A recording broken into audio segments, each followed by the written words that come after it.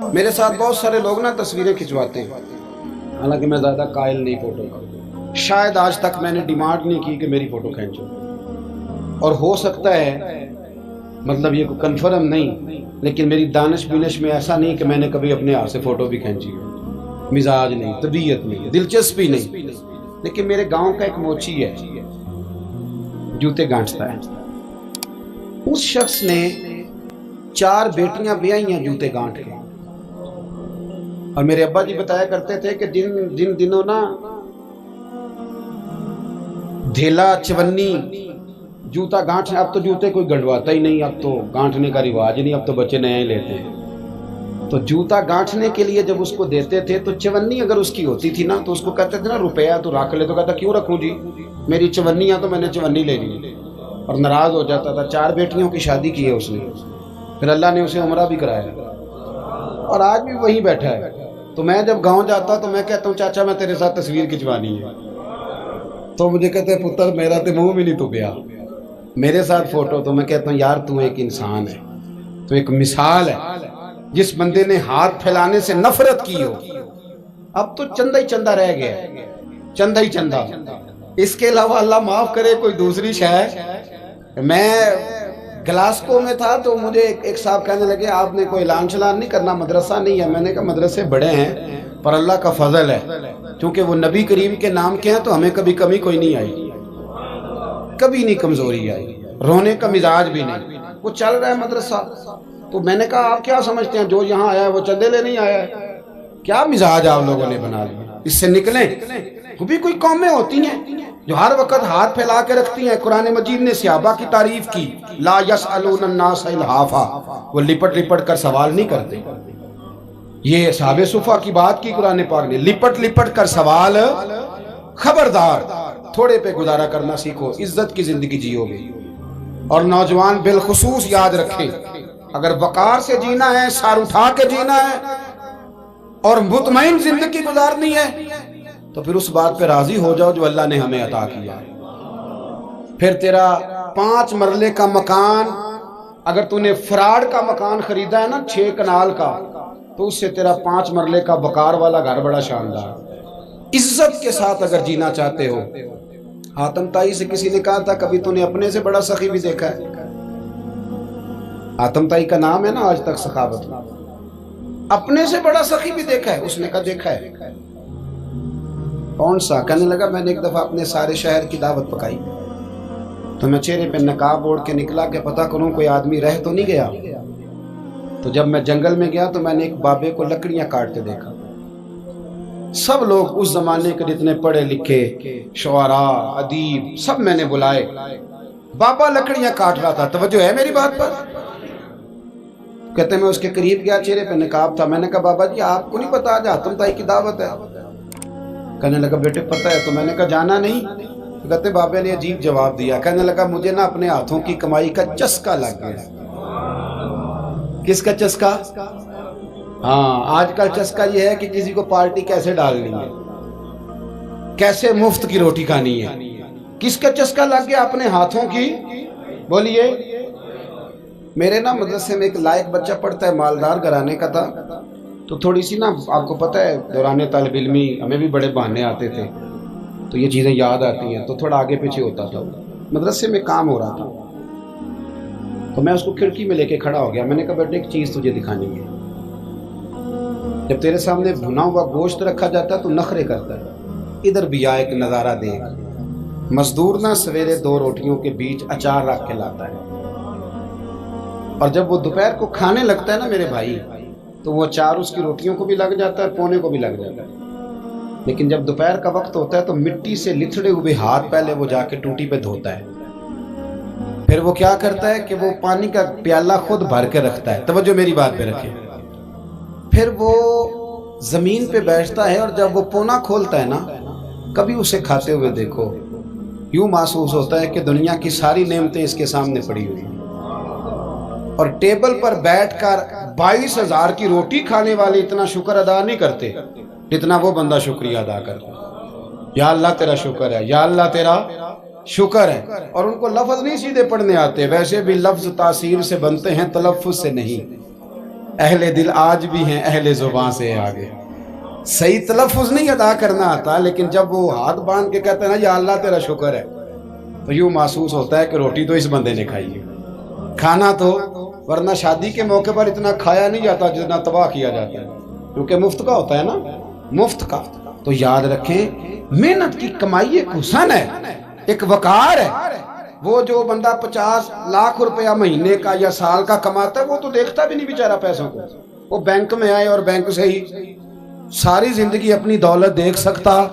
لیکن جو 600 روپیہ دیہاڑی لیتا ہے نا، اس کو جب شام کو ملتی ہے تو 3 دفعہ ہاتھ صاف کرتا ہے اور 3 دفعہ بسم اللہ شریف پڑھتا ہے اور پھر وہ جیب میں ڈالتا ہے. پھر وہ حساب کرتا ہے کہ 50 کہاں لگانے ہیں، 60 کہاں.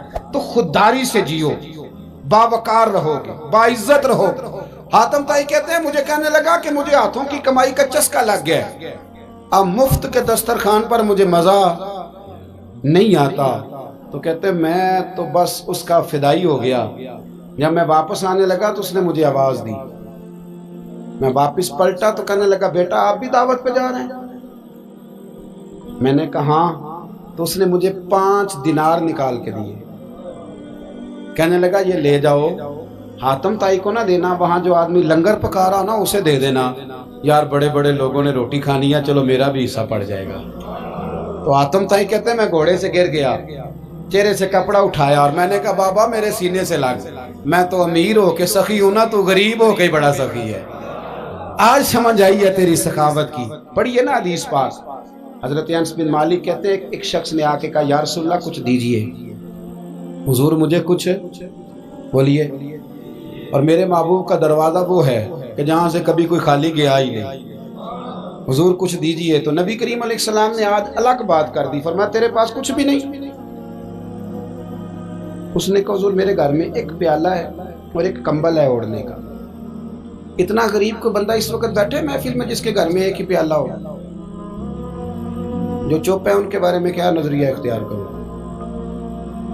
کوئی ایسا غریب جس کے گھر میں ایک ہی پیالہ ہو، صرف ایک ہی کمبل ہو. لیکن یہاں بیٹھے میرے سمیت ہر تیسرے بندے کو آپ پوچھ لیں کہ حالات کیا ہیں تو کہے گا دعا کرو. بڑی مشکل ہے. اتنا غریب کوئی بندہ موجود ہے، لیکن آپ کسی کو پوچھ لیں وہ کہے گا جی بس دعا کریں. کوئی ایسا پیر مل جائے جو مجھے اللہ دین کا چراغ دے دے تاکہ نوٹ کسی طریقے آ جائے. اور وہ نعت خاں جو کہتا ہے کہ کون دیتا ہے دینے کو منہ چاہیے، دینے والا ہے سچا، وہ بھی کہتا ہے پہلے 25,000 دو. کوئی تو سٹیج پہ تو کہہ رہا تھا حضور دیتے ہیں، اور یہاں جب تک تیرے اکاؤنٹ میں نہ جائیں تیرا کام ہی نہیں چلتا. عجیب تماشا ہے. ایک صاحب نے بڑی دور سے مجھے فون کیا، کہنے لگے ٹائم دے دیں. میں نے کہا جی میں آ جاؤں گا، فارغ ہوتا ہوں تو آ جایا کرتا ہوں، کوئی مسئلہ نہیں ہے، ہم اتنے بڑے لوگ ہی نہیں، آ جائیں گے. کہنے لگا جی آپ بتائیں مطلب اکاؤنٹ نمبر دے دیں. میں نے کہا یار آپ نے غلط جگہ فون کر لیا، میں نے تو بتایا کہ وہ تو بڑے لوگ ہوتے ہیں، تو ہمیں پتہ ہے اپنی حیثیت کا، انشاءاللہ حاضر ہو جائیں گے، آپ سے بات ہوگی. کہنے لگے نہیں آپ کو تو کچھ بتانا ہی پڑے گا، کچھ بتائیں کچھ بتائیں. میں نے کہا کچھ بھی نہیں، میں انشاءاللہ حاضر ہوں گا. اللہ نے مجھے توفیق دی ہے، میں شام کو بڑی زبردست کھانا اپنے بچوں میں اچھا بیٹھ کے کھاتا ہوں. ایک گاڑی ہے جس پہ سفر کرتا ہوں، اگرچہ مکان میرا 2 کمروں کا ہے، پر کبھی اللہ تعالیٰ نے میرے دل میں یہ تمنا پیدا نہیں کی کہ کوئی بہت بڑا ہو تو گزارا صحیح ہو. میں بڑی اطمینان بخش زندگی گزارتا ہوں، تو میں آ جاؤں گا. کہنے لگے نہیں تہاڈی مہربانی کچھ دسو.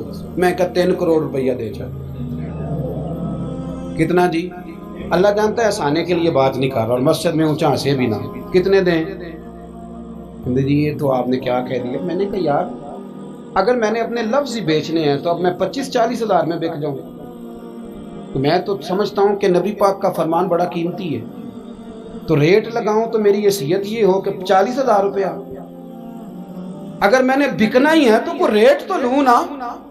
اور ویسے بھی میں تو سمجھتا ہوں کہ میں بڑا انمول ہوں، اس لیے کہ میں رسول اللہ کے دین کا نوکر ہوں. اور یہ غلطی ان کی نہیں جو بیچتے ہیں، غلطی ان کی ہے جو خریدتے ہیں. آپ لوگوں نے مارکیٹیں بنائی ہیں، آپ مارکیٹیں نہ بناتے تو کبھی مارکیٹوں میں اس طرح کی چیزیں بکنے کہ ہم نے ظلم کیا ہے، ہم نے زیادتی کی ہے، ہم نے یہ ماحول بنایا ہے. بہرحال بات دور نہ نکل جائے، واپس آتا ہوں. نبی کریم صلی اللہ علیہ وسلم نے فرمایا تیرے پاس کچھ نہیں، ایک کمبل ہے اور ایک. حضور نے فرمایا لے کے آ. یہ سرکار کا فرمان سیاستہ سے عرض کر رہا ہوں.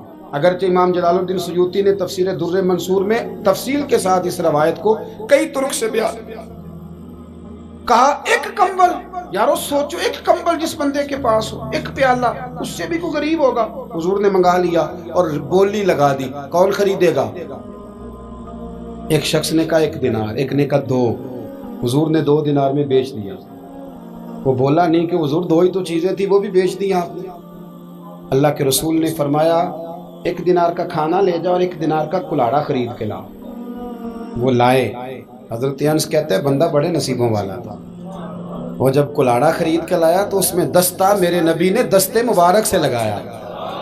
حضور نے دستہ لگایا اور فرمایا یہ لے جنگل میں جا. مسلمانوں، یہ میرے رسول اللہ کی تعلیم ہے. نوجوانوں غور کرو، اگر معاشرے کو سنوارنا ہے تو اس چیز پر محنت کرو.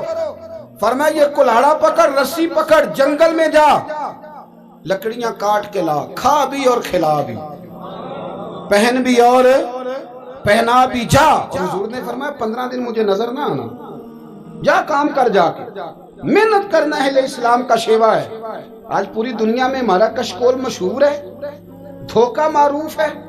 لوگ کہتے ہیں کہ انہوں نے ایسے ہم نے طریقے غیروں سے پیسے نکالنے کے اختیار کیے، ایسے طریقے کہ کبھی سنیں تو شرم سے سر جھک جاتا ہے. یہ معیار ہوتا ہے اعلیٰ قوموں کا کہ وہ چندوں پہ زندگی گزاریں، وہ مانگ کر کے کھائیں. یہ معیار ہوتا ہے. کسی کونے پہ بریک لگتی ہے تو آپ دیکھیں مانگنے والے کتنے زور و شور سے آتے ہیں. خدا را محنت کی عادت. وہ صحابی چلے گئے، 15 دن کے بعد آئے. یہ لفظ امام سیوطی نے لکھے. 15 دنوں کے بعد آئے تو حضور نے فرمایا تیرا حال کیا ہے؟ حضرت انس کہتے ہیں مجھے بھی تجسس تاکہ پتہ تو چلے. تو وہ مسکرائے، عرض کرنے لگے یا رسول اللہ پہلے 1 پیالہ تھا، اب سارے گھر کے برتن بن گئے. یا رسول اللہ برکت آپ کی ہے، پہلے 1 کمبل تھا، اب سارے گھر کے بستر بن گئے. اور امام سیوطی کہتے ہیں انہوں نے جیب میں ہاتھ ڈالا تو 10 دینار نکالے.